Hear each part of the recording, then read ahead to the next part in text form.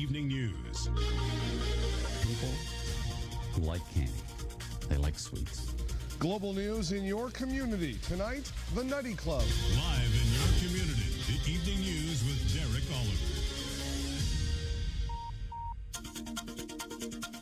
Good evening and welcome to another special edition of Global News in your community. Tonight, we are broadcasting live in the heart of downtown Winnipeg, coming to you from the Nutty Club.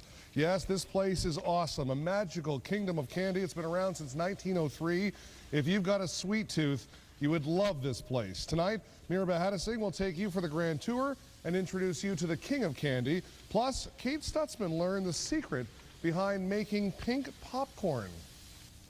That's all coming up, but first, our top story tonight. All right, to the reason we're here tonight, the Nutty Club. This place is absolutely fantastic. Joe's off to the side checking out the jujubes. I know Kate's got her eye on the pink popcorn. We're in your community at the Nutty Club. This is a landmark building. The business has been around since 1903. It really is a sweet tooth dream, a magical kingdom of candy. You might say this company has enjoyed the sweet taste of success. Here's Global's Mira Bahadising. The Candyman can. It's a movie that captures the hearts of candy lovers everywhere. He mixes it with love and makes the world taste good. Willy Wonka and the Chocolate Factory still ignites the imagination today as much as it did back in 1971. Hold your breath. Make a wish. And the adventure all started when the mysterious owner opened his doors. Well, surprisingly, the Willy Wonka of Winnipeg has been around longer than that. No, it's not abandoned. It's very much a living, working series of buildings. Jim Burt is the king of candy. The former pilot started with the Nutty Club back in 1959. He's seen the company expand from one location in Winnipeg to 5 other outlets across the country. I married the boss's daughter, so he gave me a job. The Nutty Club's roots began in Winnipeg more than a century ago, and today the 3 downtown buildings house more than just candy creations. The main floors of the factory are dedicated to popcorn, nuts, and ice cream cones. Batter is poured into these special molds and baked. The machine imported from Austria can pump out 5,000 cones an hour. Burt admits the confection business can be competitive. Kids today, rather than buying a bag of jujubes, will either get a hamburger or a big Slurpee or whatever. There's just so much available today for kids to spend their money on. Between 1939 to 1945, there was a shortage in sugar because of the war. It was a critical time for the company to expand to other products, and now there's well over 100 employees across the country.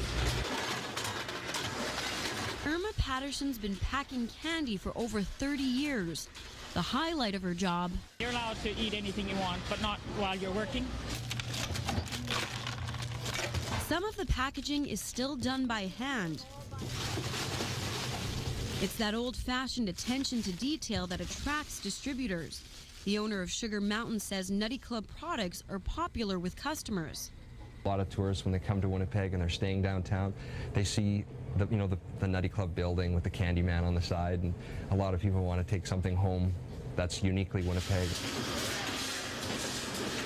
I think the sign of our success, if that's the correct word, is we're still here.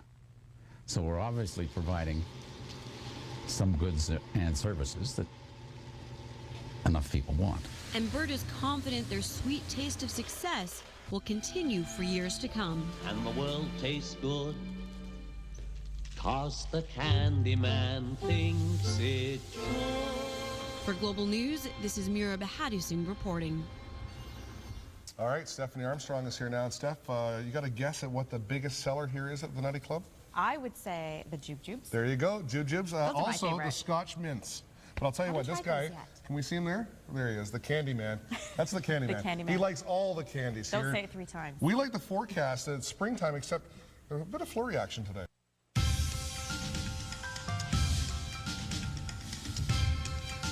All right, welcome back to Global News in your community. We are live tonight from the Nutty Club, and Kate's all excited. She's got some pink popcorn, pink outfit. You learned how to make this stuff, I didn't did, you? Derek. I actually made this batch. This is all that's left. We brought in a whole bunch of it into work, and as you can imagine. I'll let the other people try it first. Well, they actually gave me an inside look onto how this is made. reason why I'm doing this, I'm looking for the burnt ones. The burnt ones I throw out. Meet the popcorn pro at the Nutty Club. When I was a kid, I used to always eat popcorn from Scott Bathgate Nutty Club. And now he's in charge of making that very same popcorn he grew up loving. Every day, Leonard pops massive amounts of kernels, and you would be surprised to see just how much 2.5 scoops really makes.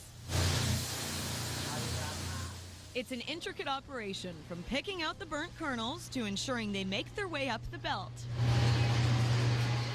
and into this giant popcorn bowl. A job Leonard takes pride in.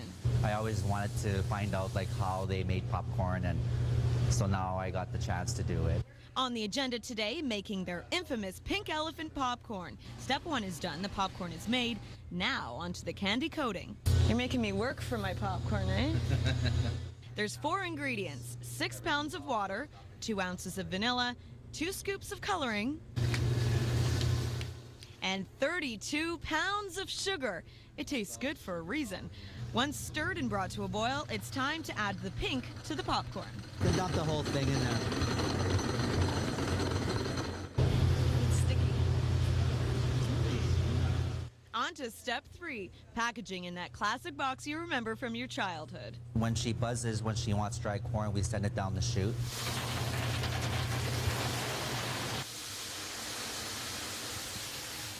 From Leonard down to Darlene Jabowski, it's time for our pink popcorn to be boxed. A toy goes in each box. And then, gotta make sure there's enough in there. Darlene's been working at the Nutty Club for 30 years, and it's her job to make sure each box or bag is filled with the perfect amount of popcorn. And on to our last step. Hold on to it till it gets there, and sometimes it's too heavy, it doesn't hold. There you go. Okay, yay. All right. Done.